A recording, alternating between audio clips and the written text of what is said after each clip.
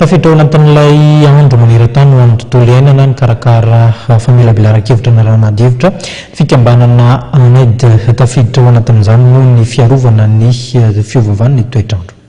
Miatraika eran-tany ny fiovaovan'ny toetr'andro ary anisan'ny tsy afa-bela ny fiantraikan'izany ny nosy madinika. Ny fiakaran'ny avon'ny ranomasina sy ny nosy madinika io no anisan'ny fitoran'ny adevitra ny karakarain'ny fikambanana Action nationale pour l'éducation au développement durable teny Ampandrinomby. Zava-dehibe ny fiovaovan'ny toetr'andro ary isika malagasy koa Madagasikara dia anisan'ny voakasika izany fa tsy ny firenena any ivelany ihany.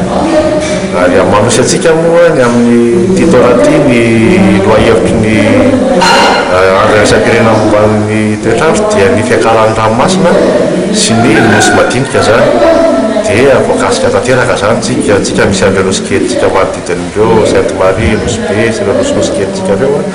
Dia tsika koa manana morontsiraka maro dia voakasika izany tanteraka dia manairana zany ny malagasy iray manontolo zany hoe voakasika io antsika ka tokony mba mandinika momba izany koa. Tanisa aloha dia ny tany iray manontolo mihitsy zany ny planefa iray manontolo dia voakasika satria olana maneran-tany izy io mitsonika ny glasy any am-pôle nord any am-pôle sud dia izay mahatonga ny fiakaran'ny ranomasina ka ny firenena iray manontolo zany voakasika.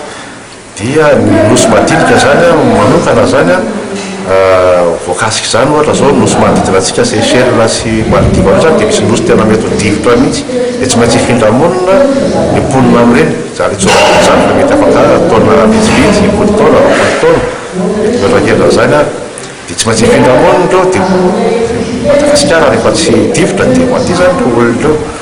Dia tararantsika koa zany takamoron-drava ohatra fa manomboka kaofiny ranomasina sy plage ny mety sy fiantraikany amin'ny tourisme zany zavatra zany tena tatasika be fa tsy totanisaka fa tsy dia tena telo loatra fa le fitrangan'le zavatra raha ny tena teny.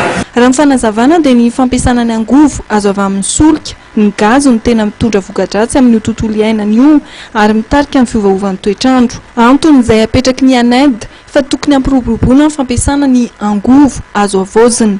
Mariana fa tsy mijanona amin'ny fankalazana ny andro iraisam-pirenena fiarovana ny tontolo iainana ihany ny fampizarana hevitra tanterahan'ny ANAID. Mbola isatrano ny fanentanana tanterahan'izy ireo ho fampahafantarana ny fiantraikan'ny fiovaovan'ny toetr'andro.